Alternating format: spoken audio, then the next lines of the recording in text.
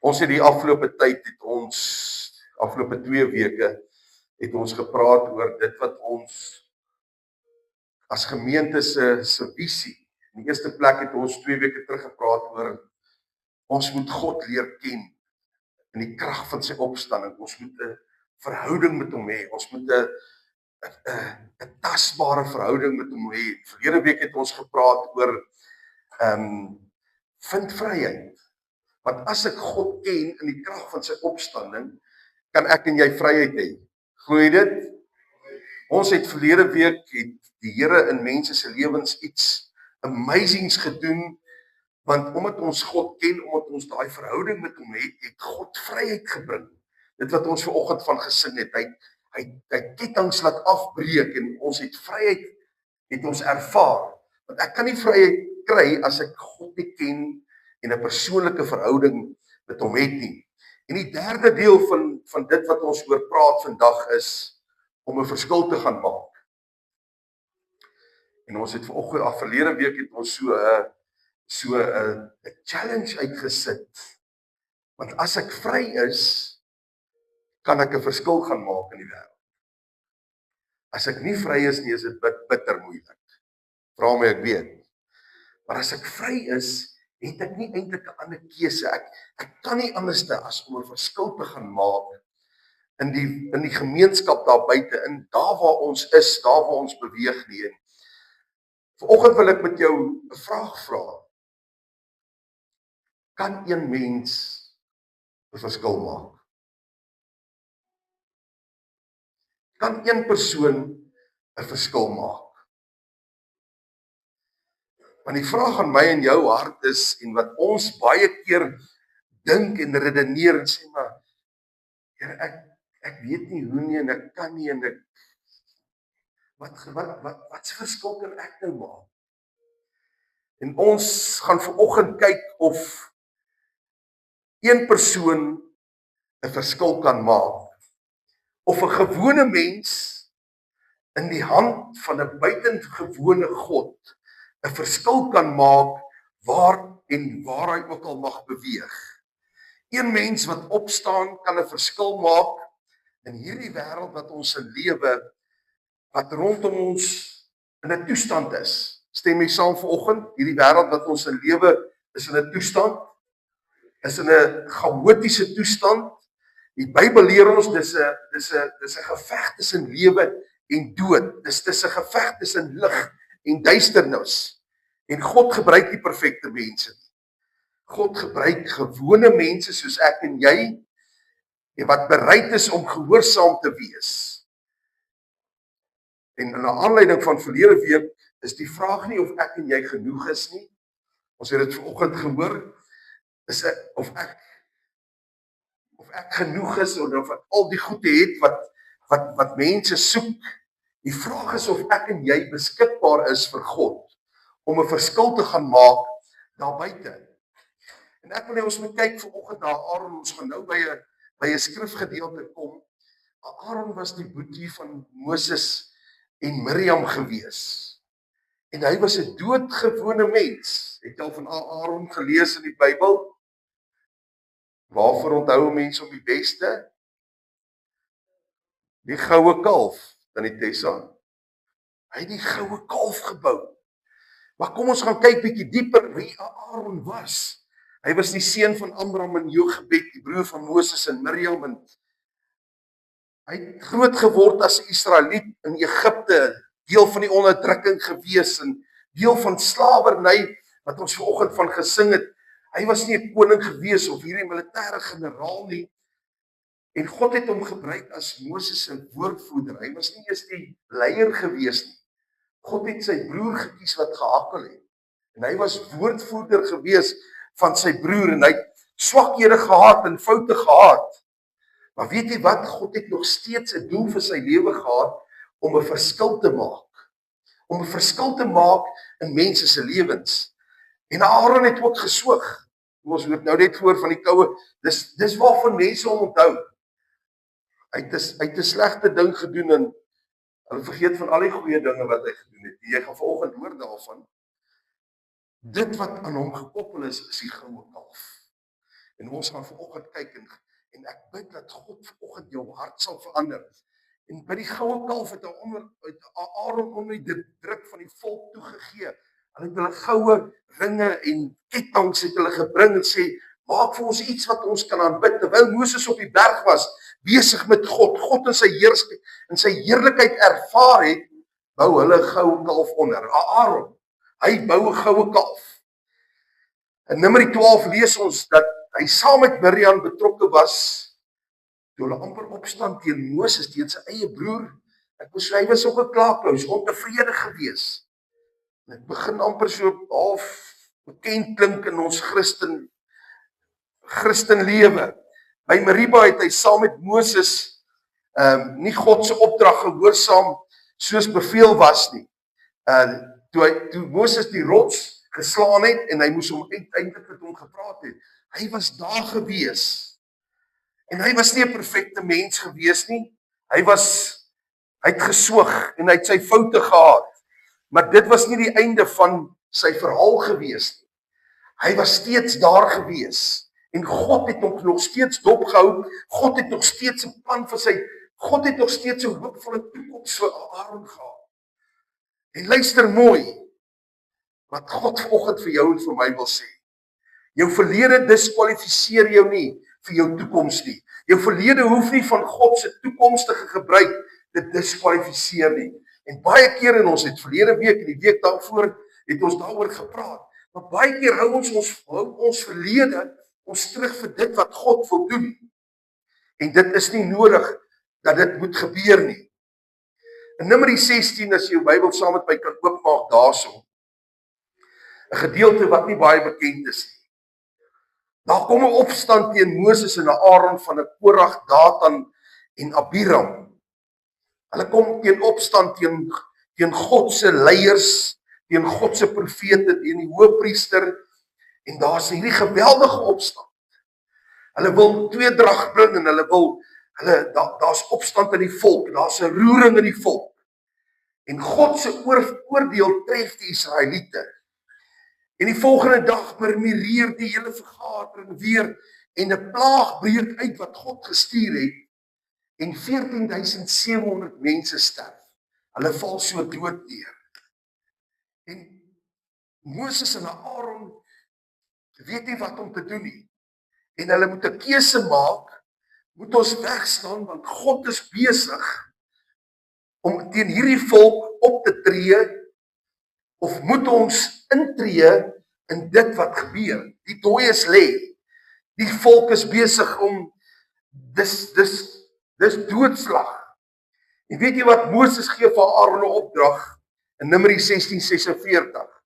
Toe sê Moses vir Aaron, neem jou vuurpan en sit daar vuur vir die altaar in en lê reukwerk daarop en bring dit gou na die vergadering en doen versoening vir hulle, want die grimmigheid het van die aangesig van die Here uitgegaan, die plaag het begin. En Moses besef, ons na God toe gaan, as ons na hom toe kan gaan, en hy sê vir Aaron wat die hoëpriester was, bring jou pan, gaan na die altaar toe, kry vir jou van die vuur van die altaar en gaan voor God en doen boetedoening, dat die grimmigheid van God net kan stop. En Aaron moes 'n besluit neem. Aaron moes 'n besluit neem en hy kon gesê het, weet jy wat, julle het teen ons opgetree. Julle het teen ons opgestaan in rebellie, in 'n gees van rebellie. Weet jy wat, julle kry waarvoor julle gevra het. Kry vir jou. Is dit hoe ons baie keer dink daaroor? Is dit baie keer hoe ek en jy daaroor oor mense voel? Hy kon die skuldiges die gevolge laat dra. Maar weet jy wat, Aaron in sy hart, hierdie doodgewone persoon, wat 'n doodgewone mens is met sy foute, met sy verlede, met die tag wat aan hom gesit was, die goue kalf, besluit om Moses te gehoorsaam. En hy hardloop na die altaar toe. Hy neem die besluit om in te tree, om in die krisis in te hardloop. Weet jy wat, ek wil vanoggend vir julle sê, ware bediening Die ware verskil baie keer is dikwels daar waar mense se wêreld uit mekaar uitval. Glo jy dit? Wanneer is dis die grootste inspraak in jou lewens al gegee as jy rock bottom slaan. Daar waar niks regloop nie. Dis waar God kan werk en dis waar Aaron inkom en hy gaan gryp die vuur van die altaar af en hy doen boetedoening en hy hardloop met hierdie pan en die Bybel sê vir ons in Numeri 16, 47, 48 en Aaron het dit geneem soos Moses gesê en hy het in die midde van die vergadering ingehardloop en kyk die plaag het onder die volk begin en hy het die reukwerk daarop gelê en die versoening vir die volk gedoen en Aaron het gaan staan tussen die dooies en die lewendes en die plaag is gestuit. Aaron besluit, ek gaan doen wat Moses my sê. Ek gaan die vuur van die altaar gaan vat en ek doen boetedoening en ek hardloop in hierdie krisis in. 14.700 mense lyke lê, mors dood, kinders, vrouens, mans, lê mors dood en hy hardloop binne in hierdie krisis in. En hy gaan staan met die vuur van God se gees tussen die lewendes en die dooies. En die plaag het opgehou. Een persoon maak 'n verskil tussen lewe en dood. Een persoon maak dat 'n volk uitgewis word of dat die plaag stop en of 'n volk verder lewe. Een mens kan 'n verskil maak. As ons dink aan 'n Noag, een man wat God gehoorsaam het. Een mens, Moses, een man wat voor Farao gestaan het. 'n Dawid, 'n jong man wat Goliat tegemoet gegaan het. Ester, een vrou wat vir haar volk opgestaan het. 'n Aaron, een man wat tussen die dooies en die lewendes gaan staan het. Jesus Christus, die een deur wie Jesus en deur wie God vir ons en vir my en vir jou redding gebring het. En wat beteken dit vanoggend? Wat beteken hierdie boodskap? Wat is die derde deel van hierdie visie van Huis van Genade? Is om 'n verskil te gaan maak. Moet daar 'n besluit in my hart kom. Moet daar 'n besluit in my wese kom. Sê ek ken God vir wie hy is. En ek kan baie verskoning sê. Ek kan baie redenasie sê rondom dit. Ek en juis lewe in 'n dispensasie waar daar lewe en dood is. Waar die vyand kom om te steel, te slag en te verwoes. En hy die dooies lê. Ons het net weer gisterand sit ek by mense wat gebreek is, wat die vyand kom steel het, wat kom verwoes het. En jy kan regdeur met wie ook jou al te doen kry, kan jy sien hoe die vyand kom steel, slag en te verwoes. Maar Jesus sê vir ons, hy kom sodat ons lewe en dit in oorvloed kan hê. En ek en jy sit met die geheim, ons sit met die verskil wat ons kan maak. Ons kan tussen lewe en dood gaan staan en lewe aan die mense daar buite gee. Mense met wie ons te doen het, familie en ons kollegas, mense by die skool, ons vriende. Kan ons instap as ons 'n besluit vanoggend neem. Ek is een persoon wat 'n verskil kan maak daar waar God my geplant het. Ek en jy hoef nie die hele wêreld te verander nie, ons kan nie. Baie mense wil, jy kan nie. Al wat God vanoggend vra is wees gehoorsaam daar waar ek jou geplaas het. Daar waar jy in die skool is, in jou familiekring, in jou vriendekring, dis waar God jou geplaas het om 'n verskil te maak. Een kind kan deur my en jou beïnvloed word. Een vriend kan deur my en jou bemoedig word. Een mens kan deur jou na Jesus gewys word. Een gebed, een woord, een daad van liefde kan 'n groot verskil maak. Ek hoor gisterand van iemand wat by 'n vergadering instap. Hy net 'n vorm laat teken. Groot besigheidsmense, groot sakemanne en daar staan so groot uurglas op die tafel. En terwyl hy instap, sê hy kry net hierdie inksie en hy draai daai uurglas om en hy sit hom so op die tafel sê manne, Jesus is aan die kom. Gaan julle reg en gereed wees as Jesus kom. En die sekretaresse sit ook aan die tafel. 'n week later, 'n fratsongeluk, sterf sy op impak. 'n bakkie loop agteruit en druk haar kop teen die muur vas en sy sterf. 'n week later.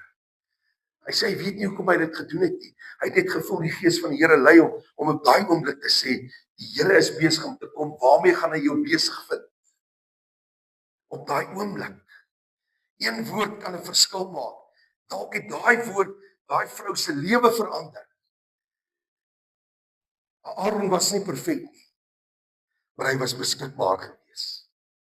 Hy was beskikbaar gewees om deur God gebruik te word. En God vra nie vanoggend of jy perfek is nie.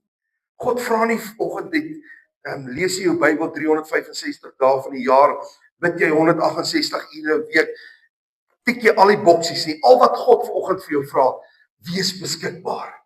Hy gebruik wie hy wil. Weet jy, daar is tot in 'n plek waar God die donkie gebruik om te praat. God gebruik 'n donkie om te praat. En luister mooi, kerk van God. Vanoggend toe ek daar staan terwyl ons prys en worship, kom die skrif net by my op. Hy sê, as julle gaan swyg,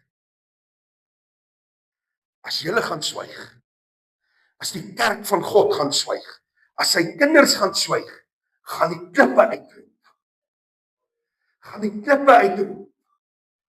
Want die natuur wag met uithalsende verlange. In die Engelse vertaling sê dit soos 'n swanger vrou wat wil baar.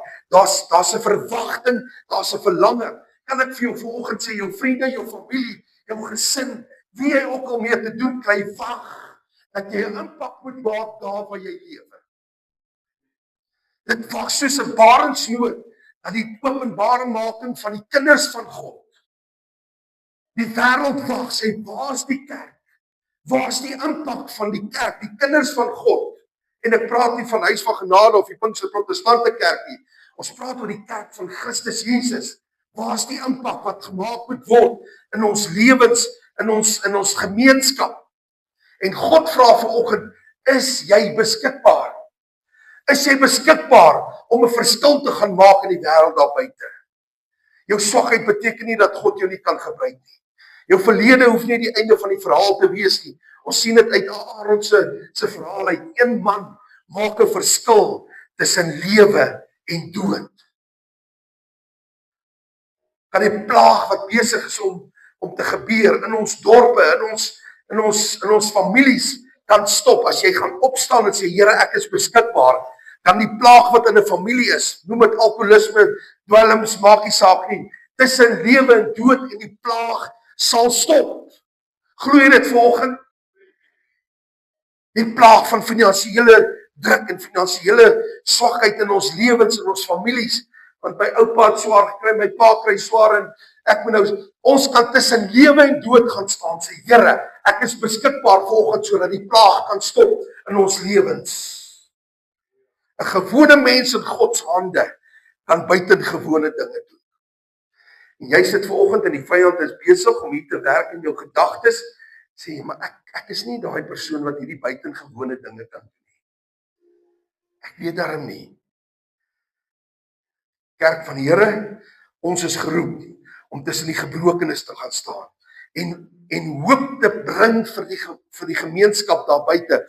Ons moet nie mense net veroordeel nie, ons moet hulle na Christus toe wys, waar die hoop is. Hy is ons volleinding van ons geloof.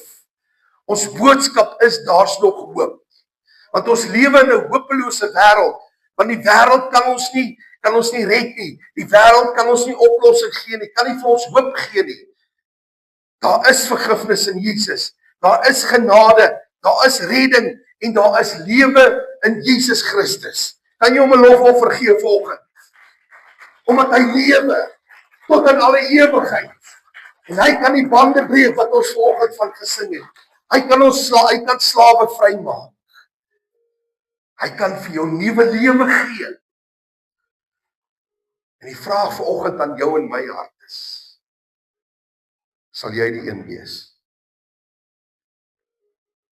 Jong mens, gaan jy die een wees?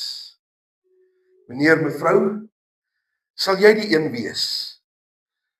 Wat God voorwag en sê, is jy beskikbaar? Is jy beskikbaar om vir God se koninkryk 'n verskil te gaan maak?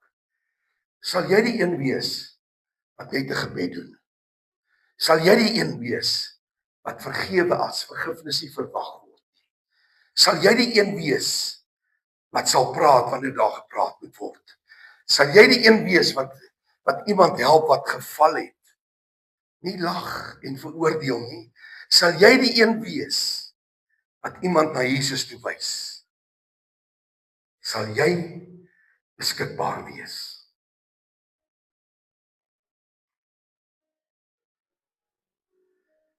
Floors, ek weet nie, ek kan omtrent niks doen nie. Luister gou na hierdie verhaal. In New York het 'n man 'n massiewe sonnaskool bediening. 36 busse wat ry.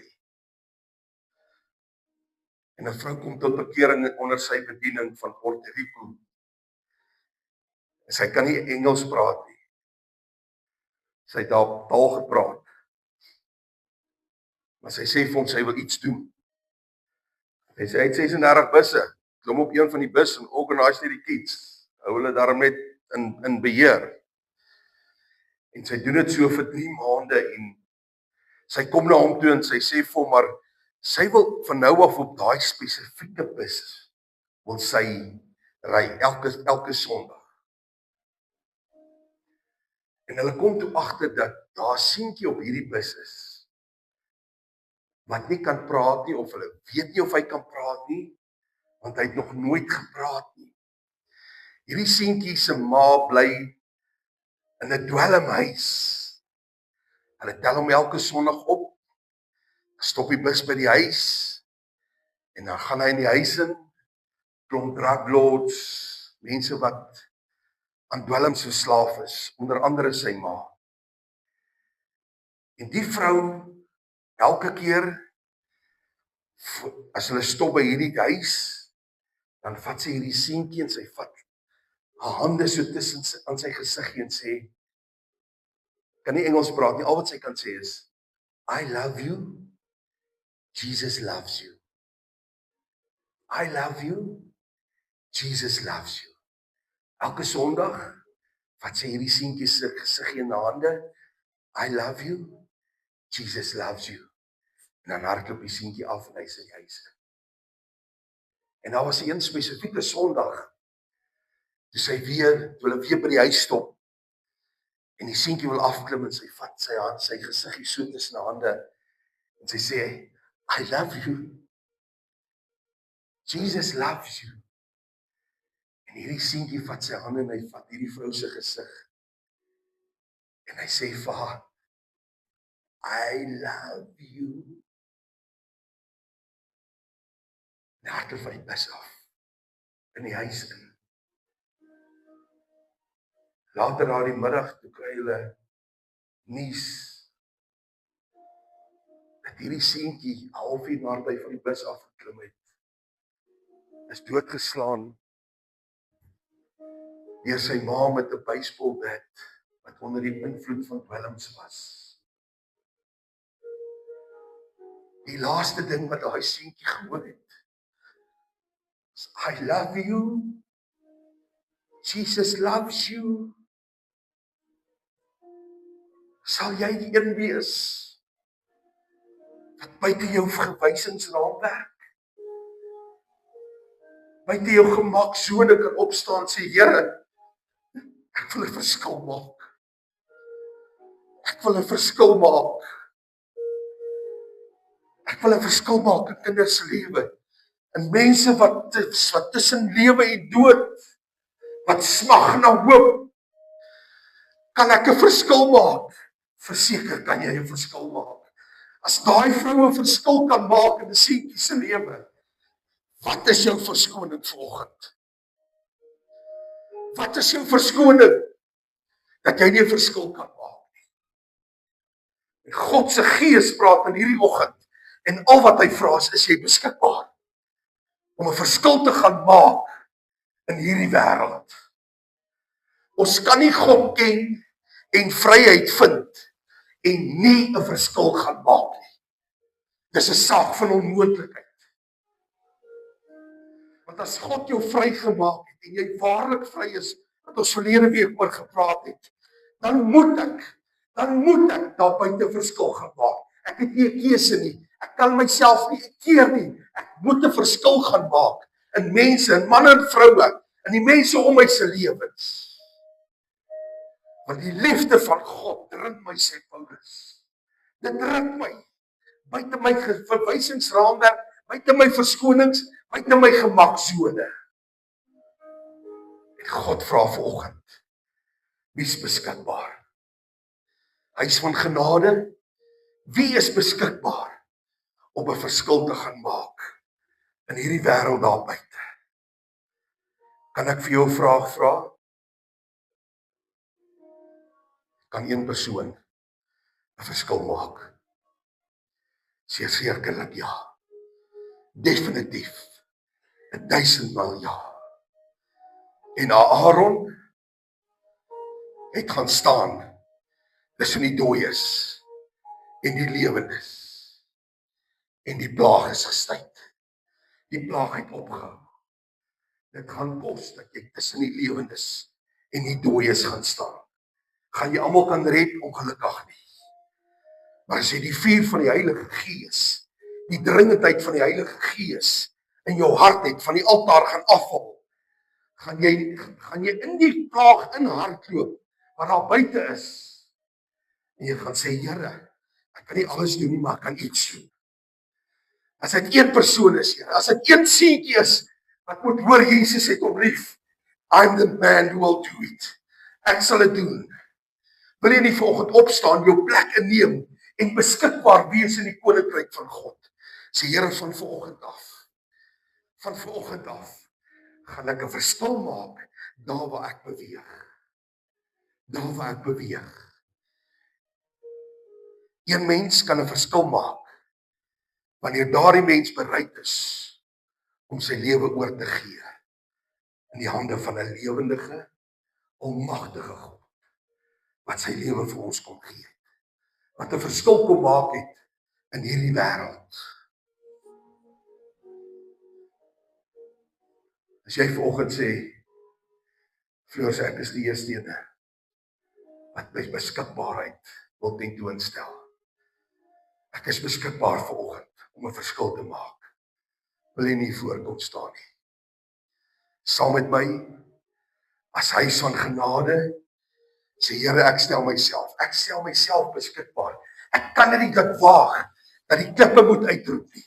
Die wêreld wag vir die openbaarmaking van die kinders van God.